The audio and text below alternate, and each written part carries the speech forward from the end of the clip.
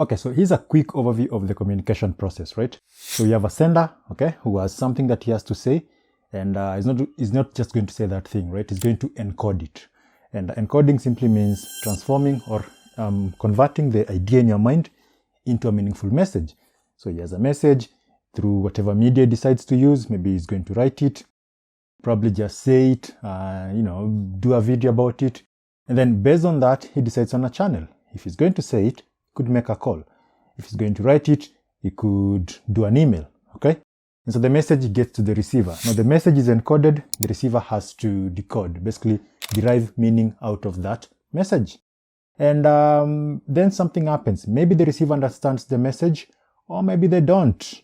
And so the only way to know if they understood the message or they didn't is through feedback. The sender gets the feedback, and the entire process starts again. Everything in that communication cycle can be a barrier. And those are just content-related barriers, because we also have context-related barrier. There is the question of where are you communicating? The environment itself can be a barrier, and the things you're saying or the parties involved, they could be a barrier. And that is the reason why you end up having sender-related barriers or receiver-related barriers or environment-related barriers. The question, I suppose, is what are communication barriers? Communication barriers are any obstacles or difficulties that come in the way of communication. So for starters, let's look at some common barriers to communication. The first barrier we're going to start with is wrong choice of the communication medium. Let's assume that a salesman is supposed to submit a report on comparative sales figure for the last 5 years.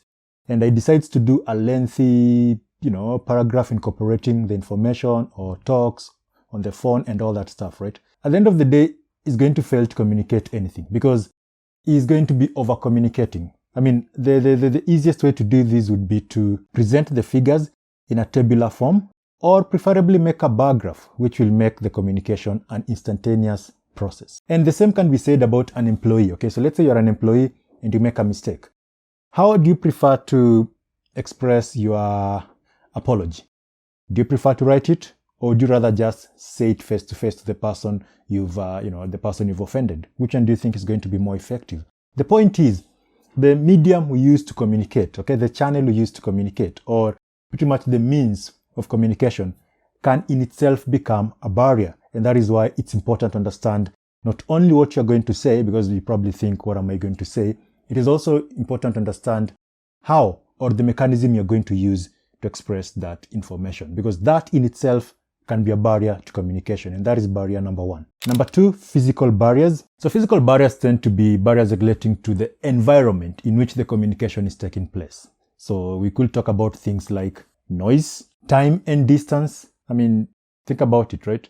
If you call somebody at night, well, it depends on at night, right? Or forget about at night. Let's say somebody works for the government.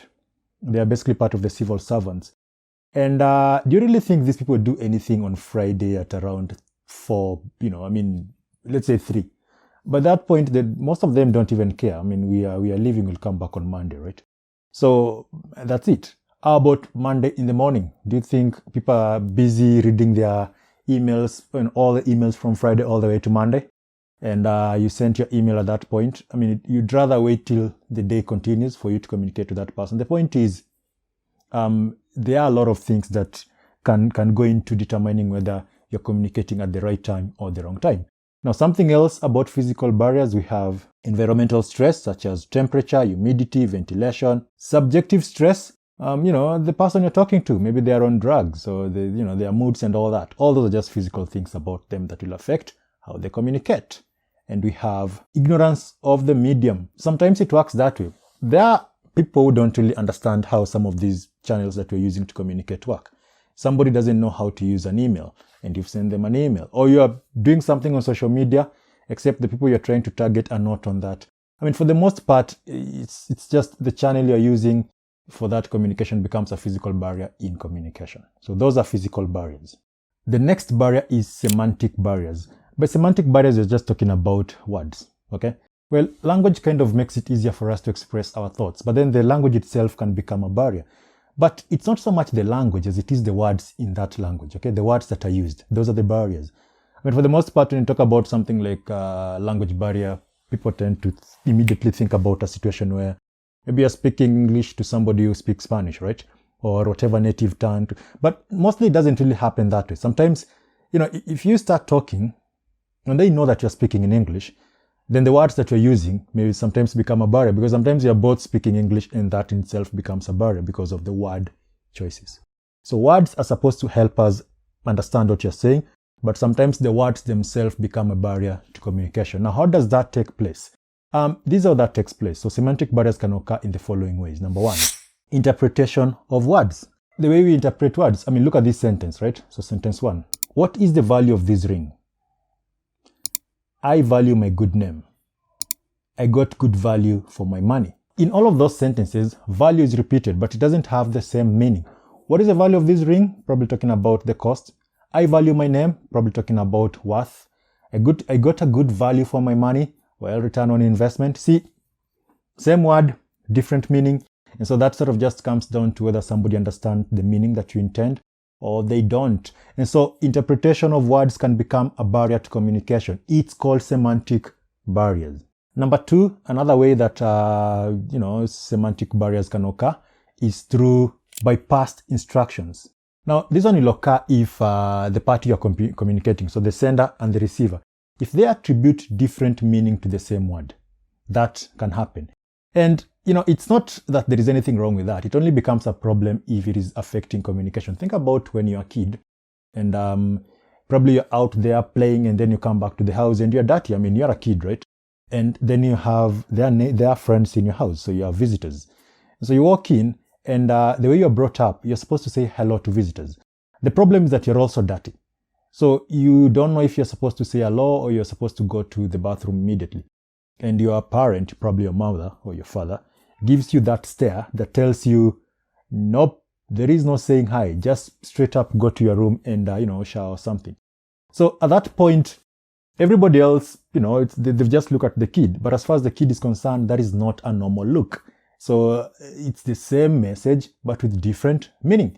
And so you forget the saying hello and quickly go take a shower and then come back and probably say hello. So, and that is that. And sometimes it also happens. You could be having a conversation with your friend and you say, yeah, last night was blah, blah, blah. And then the kind of words you use, only the two of you understand the words, but everybody else think you mean one thing, but the two of you know what you mean. So that happens. The problem is now if you misinterpret that, okay? If you tell your friend, I think it's time for you to go out, and you don't really mean go out by, doing that.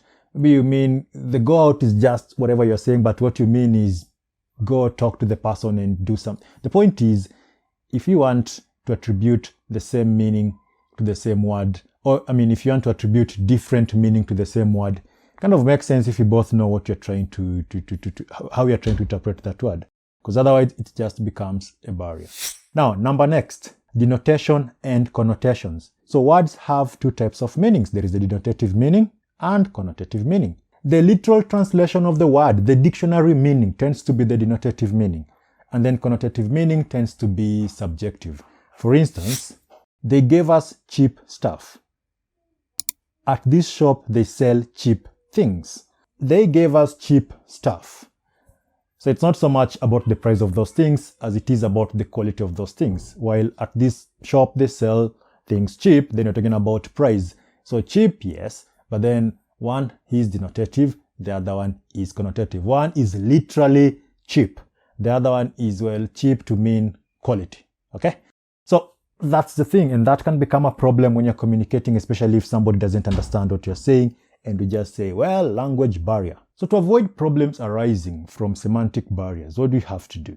Well, there are a number of things we can do. For starters, we should prefer words which are familiar to the receiver in the interpretation we wish to give them. Meaning, what words are we using and how? Because look, there are sender-related barriers. So the words you use as a sender in a communication can create a barrier. And so if you know that that person is not familiar with these words, or if you know that this is how I want the person to interpret whatever I'm saying, then use words which, and that is the reason why you really need to know your receiver. The educational background, their social background, you need to have an avatar, basically the sort of picture of the person you're going to communicate to. So you have to know that. Number two, if you want the receiver to give an unfamiliar meaning to a familiar word within the context of our message, we should make it amply clear the first time we use it. And that is the reason why when you're writing something like a proposal or a business plan or a report, you start by saying, you probably write meaning of words. So if there are certain words you're going to use, probably you say ROI. What is ROI? CPA. Well, do you mean critical path analysis, or do you mean certified public accountants? Things of those nature. Okay. So you make sure that they understand that, so that if they're reading your message, when you see this word, here's how I want you to interpret that word.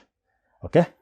And the third one, if we feel that a word being used by us is likely to be unfamiliar to the receiver, we should make its meaning clear the first time we use it. And finally, whenever possible, we should choose words with positive rather than negative connotation. That is the thing about semantic barriers. Now, the next barrier to communication is the comprehension of reality. In fact, different comprehension of reality. The point is, we don't perceive reality in the same way.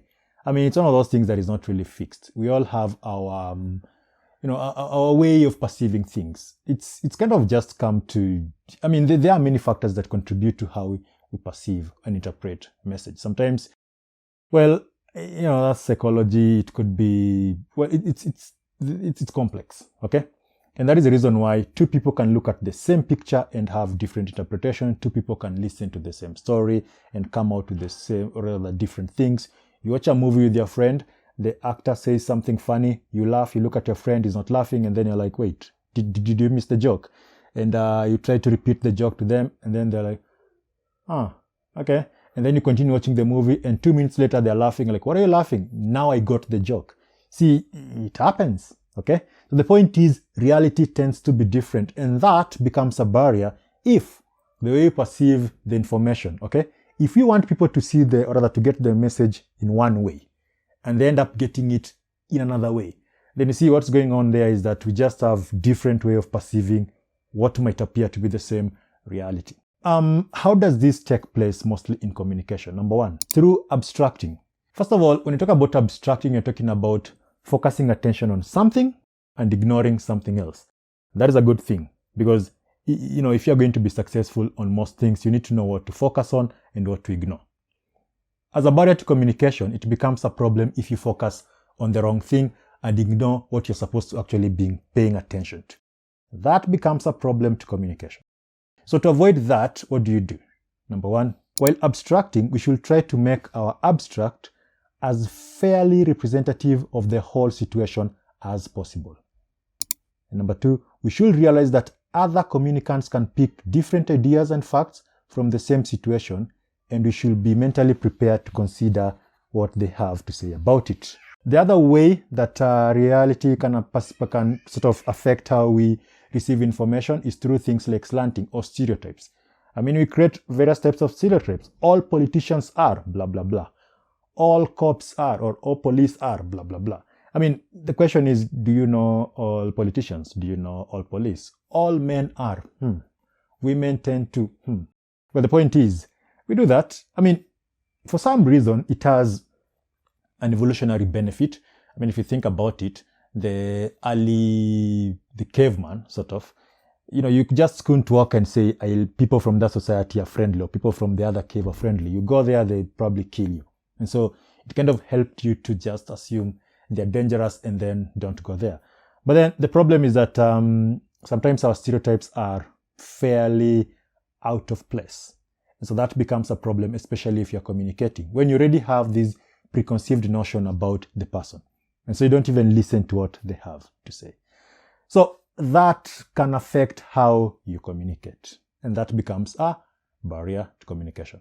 And so the final barrier that I want us to talk about is psychological barriers. Think about it. We all have these, what is it called? We all have these mental sort of, talk about a window through which we look at the world. And that window is shaped by many things. For the most part, it depends on the information we had, and then the information we have will change our belief system, and our belief system will change our attitude towards something, and then our attitude will determine whether we act or we don't towards a given thing. So you say maths is difficult. It kind of just depends on your attitude towards maths, right? The lecture is boring, which sort of just depends on two things. Probably it is boring, or maybe it's just your attitude towards that particular lecture. Psychological barriers may be due to some social or psychological problem. This barrier will include things like, number one, attitude, opinion, self-image. Self-image, self-concept. How do you view yourself versus how do others view you? And then in between there, you end up having identity crisis. Okay? The degree to which you think this is what you look like, and you actually find out that this is what people think you look like. In between there, that difference can create a bunch of problems. And so you end up saying, I'm dressing this way to express myself. I have to draw this big tattoo on my face or whatever it is. Look. Yeah, well, people are complicated, man. And the way you view yourself, personality and all the stuff, it's just complex. And so because of the way you view yourself kind of makes it a reason why you find it necessary to defend your message, because you think, well, this is what I believe in and this is what I've just said. And when that person contradicts it, to some degree, they're attacking me, myself. And so I have to defend myself.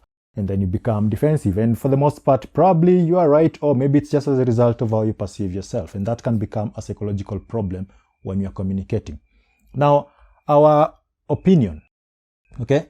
We defend our opinion. And sometimes your opinion is not even right. First of all, everybody has an opinion. The problem is when you start assuming that everybody should conform to your opinion. Because you say, rich people are blah, blah, blah, and therefore everybody's supposed to accept that. Or poor people are poor because of, and then everybody's supposed to accept that. And if they don't, you think it's a personal attack on you, and that becomes a problem when you're communicating.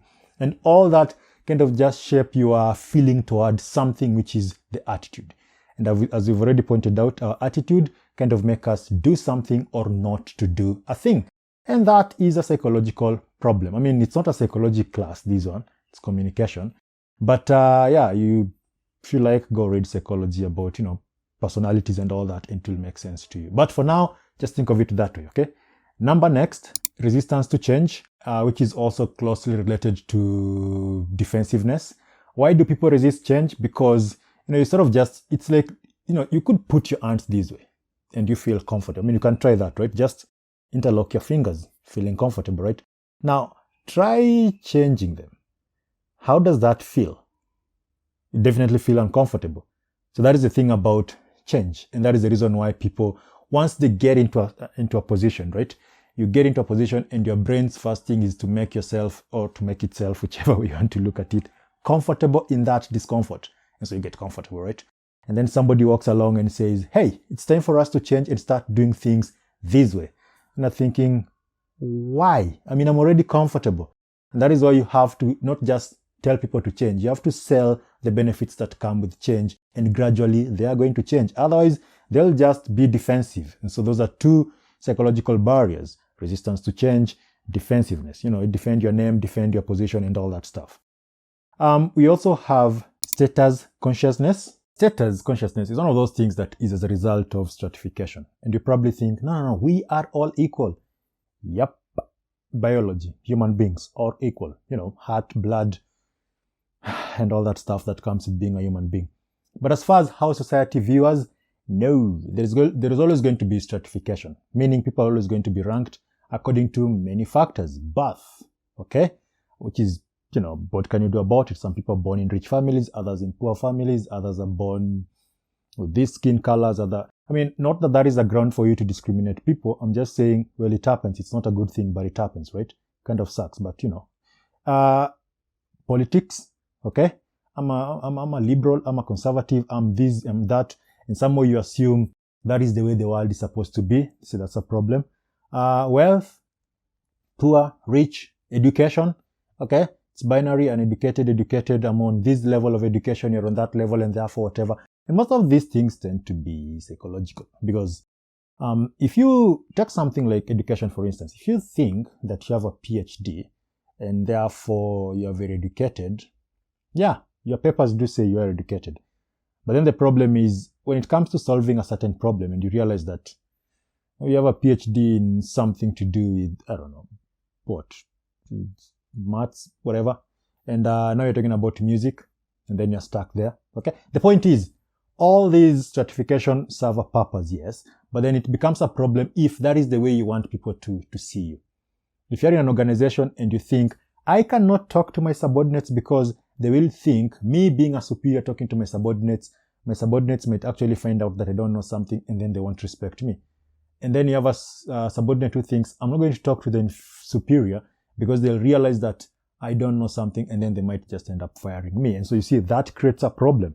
The point is, status consciousness is one of those situations that is, it's there, and it becomes a barrier to communication as a result of the psychological makeup. So when you get so caught up in your position, you're like, I want people to see me as the guy who drives that Ferrari. I want people to see me as the guy who drives that Mercedes, or the guy who lives in that big house. And so if they don't recognize that, then you have a problem. And you kind of see these when people are sort of introducing themselves. And they'll be like, I'm Dr. Reverend, whatever, all that crap before they get to their name. And like, okay, what was the point with all those titles? Because they want you to realize that they're of a better status, which could be important. Most of the time it isn't, but it could be important. The point is, it's a psychological barrier to communication. It's not a psychological problem. It's just a psychological barrier to communication. Because if they fail to identify your status, then you might say, I'm not listening to anything else they say. So that's a problem, right? So there are many barriers to communication. In exams, you don't have to say psychological, blah, blah, blah. You can just jump straight into giving examples of these barriers, and then that is if you're doing this for exam purposes, which probably are. So let's talk about how to fix all these problems, or at least in a way, how can you try to, sort of reduce friction when you're communicating in organization? Okay, first of all, I just want to point out that, there are notes on the website, zeritnetwork.com/communication skills. Go there, check out other videos that you may have missed, summary notes and articles regarding these and other stuff, okay? So regarding the barriers, what do we do in an organizational level? Number one, steps must be taken to make organization structure straightforward and the communication lines simple, clear, and direct. If you have a highly bureaucratic organization, your communication is going to be a problem. And that is the reason why sometimes when you go to these government, when you're looking for government services, they are not really effective, especially in developing countries. I mean, why? Because people just want to be civil servants because they know, it's not like in the public sector where, it's not like in the private sector where efficiency results are key. You come to work late, you're fired. In some of those government offices, you can miss work. And then, it's not supposed to be that way, but it is that way because of bureaucracy. The lines of communication are so long, and then there are many structures. By the time you get to somebody, you have even no idea who this person's boss is. So you have to reduce that. Number two, in place of formal and rigid relationship, a climate of trust and confidence throughout the organization should be created. You want people to, you will see this later when you're talking about vertical, basically upward and downward communication, as well as horizontal, where you see that even if you say there is an open door policy, it only works if the management actually encourages the staff to walk through the doors and say whatever they want to say, right? Because that rigid sort of climate tends to create a barrier when you're communicating, because it creates a status barrier, among other things. Next, communication must be well planned and well constructed. Why, to whom, and when are the basic questions to be answered in planning the communication. You see, why are you saying whatever you're saying? To whom are you saying that? When will you be saying it? It's most of those, it's like, think of it this way. When you're communicating, think of PASS, P-A-S-S, right? Purpose, audience, structure, style. Purpose, audience, style, structure. Purpose, always think that way, right? Why am I saying this? To whom am I saying it? How do I style and structure this message? Okay, so don't start with what am I saying? It's so much why are you saying it? That comes first. So the planning is key. Next, the medium and method of communication should be chosen carefully to suit the particular communication needs. So don't just be like, we have a presentation and therefore I want PowerPoints. There's something called death by PowerPoint, right?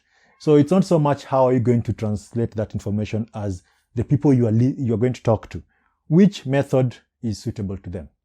Okay, that is the reason why some companies still spend a lot of money on old school marketing, and then they're like, it's not working. Well, maybe it's because the people you're targeting are not listening to radios and watching tellies. Maybe they are on the internet. Why don't you go to social media? Or maybe the people you're trying to target on social media still prefer to watch TV. So you should be... The point is you have to know where your audience are in communication. Next, the flow of communication should be carefully regulated to maintain the optimum flow. What you're doing here is you're trying to avoid over-communication or under-communication. Over-communication, saying so much and then you end up killing the morale of your staff. It's like there's going to be salary delay and then you just say, you guys are not going to be paid. Well, there is a way you could have said that without making them just feel like if you're working for nothing. Remember, when it comes to motivation management, okay, when it comes to motivation, there is the Herzberg's 2 factor. There are things which their presence will serve to motivate, but their absence don't necessarily demotivate. And then there are things which their absence will definitely demotivate you, but their presence don't necessarily motivate. Salary is one of those extrinsic factors in motivation. And so you have to be careful when you're talking about figures like those, or things like salaries and the likes. Finally, all efforts should be made to improve human relations within the organization. If you remember, there is human resource and there is material resource. If you focus so much on material resource, finances and all that, and you ignore the human factor, that can be critical to the survival of your organization. Remember, these people spend 8 hours there from Monday to Friday or Saturday, depending on where they work. And then the next 2 hours, they spend that probably on traffic. They get to their house and then 2 hours and then they're asleep, which means their active hours are spent at the workplace. And that is the one place where they don't feel like if they are wanted there. And that is going to come out through their work. So that is something you need to fix. Okay? Now, if there is any question, do let me know. I mean, those are some barriers to communication. Obviously, there are many other barriers. But remember, some of these barriers can be sender related, created by the sender. So in the communication cycle, just think of it this way. Anything that happens from encoding all the way to the receiver getting the information, those are within the sender's control. And the opposite are within the receiver's control. So the sender will determine how the message is supposed to be, okay, how it's supposed to be encoded, and then if they do a faulty encoding, then the content of the message becomes a barrier. Which method should I use to communicate? If I write it, how is that going to be perceived by the receiver? Will it enhance the purpose of my message? Okay? Which channel do I use? Using a wrong one can create a problem.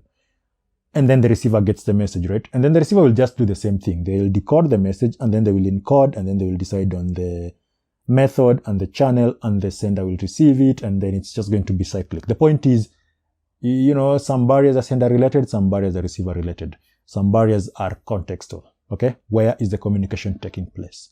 So you need to understand all that when it comes to trying to figure out what could possibly go wrong when you're communicating. If there is any question, do let me know. I'm Moses, and I'll see you in the next video.